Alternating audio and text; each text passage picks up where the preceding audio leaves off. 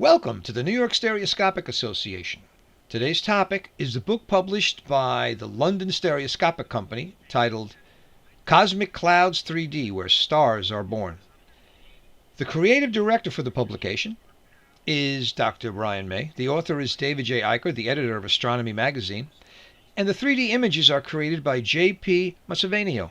I'm Dave EICHER, and I wrote the book, and it was under the creative directorship of our pal and guiding spirit, Brian May, who you mentioned, whose London Stereoscopic Company has produced quite a few 3D books now. And we did Mission Moon a couple of years ago, Brian and I, and we were so lucky to take exploring space out into a deeper universe and find the brilliant and amazingly talented JP, who you will hear from shortly here, whose images are really incredibly unique and allow us to simulate these objects that are very, very distant, of course, in 3 dimensions.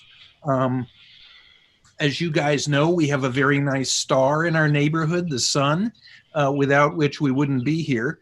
And it's just one of approximately 400 billion stars in our galaxy, our Milky Way galaxy. If you head some distance away from Manhattan or other cities, you'll be able to see in a really dark sky a nice band of luminous light, of course, in the sky and in a couple of times in the evening each year. And that's the Milky Way, of course. That's the unresolved light from millions of these stars. And of course, the nebulae that we're going to see and talk about here are all essentially within our galaxy, but there are about 100 billion galaxies altogether in the universe. In these nebulae, we can see elements of ourselves, because the atoms literally in our bodies, as Carl Sagan, our old pal, used to say, were made of star stuff. Joni Mitchell wrote a song about that as well. And literally the hydrogen and helium that make us up in part came from the early universe. All the heavier elements in our bodies came from heavyweight exploding stars. And we're seeing a cosmic recycling program. I don't want us to go through too many quickly here before I stop talking, but we're looking at a cosmic recycling program here, because that's what the universe does over its 13.8 billion year lifetime. It makes stars that are massive explode in fairly short time scales.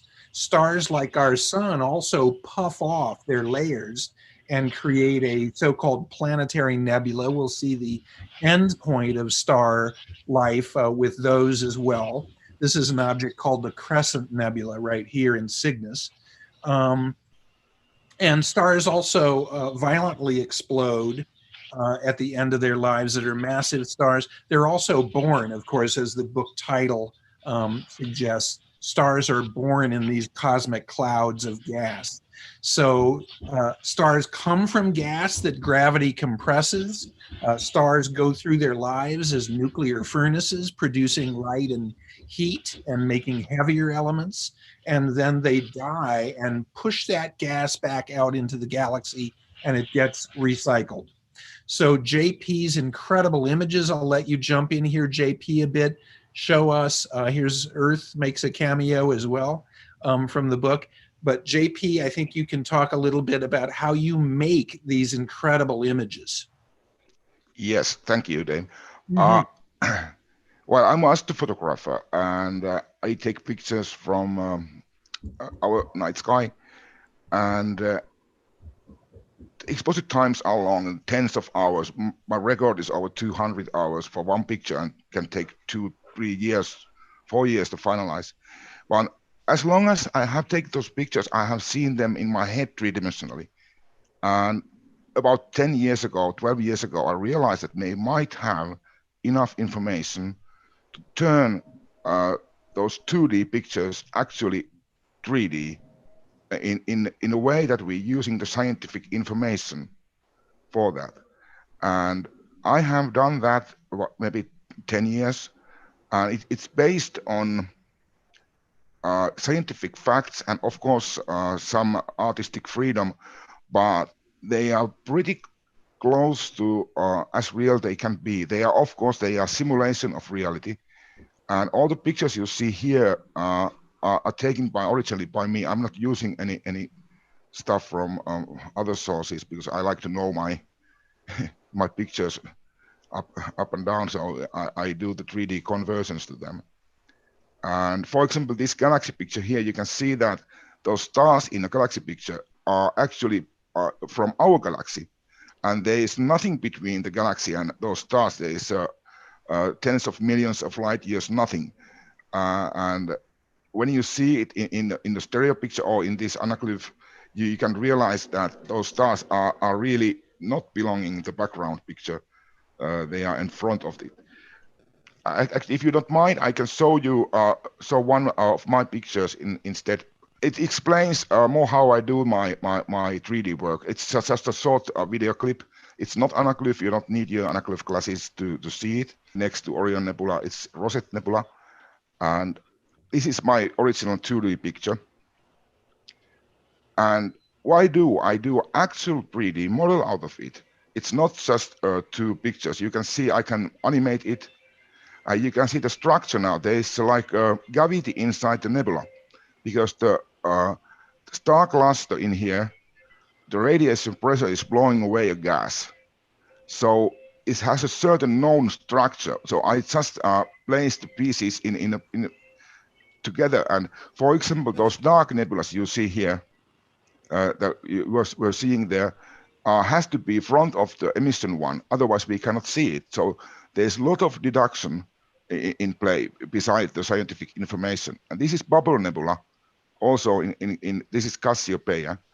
And very interesting thing in these 3D conversions are that every single pixel in this animation is from the original 2D picture, because the nebulae are transparent, so we can see the back and front at the same time, and so on. This is the last example. This is California Nebula, and this is one star here is causing the ionization, and the gas is glowing. So it has to be like bowl shape object, like you can see here. Okay, that was just a short explanation how this my work is done here. So it's not a guesswork. It's like more like putting small pieces together and building like a puzzle.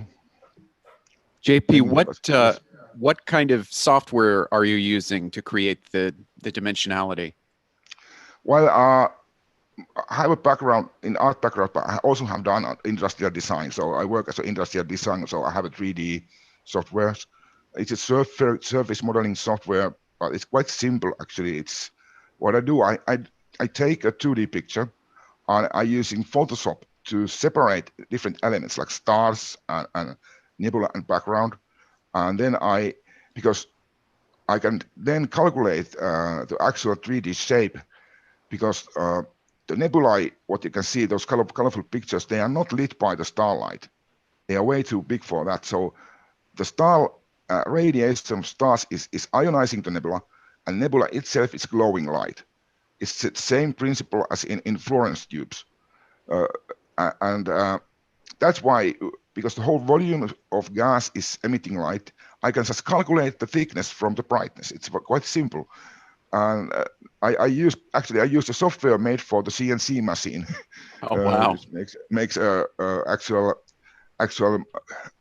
surface model. I use several. It's really softwares. Effective. Yeah, I semi-automated practically everything. So. And are you working with information about like star distances and things like that to get the relative positions of stars, or is there an element of guesswork there also? Yes, both. For example, if we know how far the nebula is, like the Rosette, it's about 3,000 light years, something like that. Mm-hmm. So, and we know the location in our galaxy. So we know, for example, how many percentage of stars are behind it and front it. And then there is a star cluster which is responsible for ionizing the nebula and causing those forms by the radiation or solar wind or radiation pressure. Right. And so we know the relative distance. It has to be very center of the nebula. So it's not a guesswork. And then if there's a lot of stars with no distance information, I just use the apparent brightness as a distance indicator. The brighter is closer, and so on. That makes sense.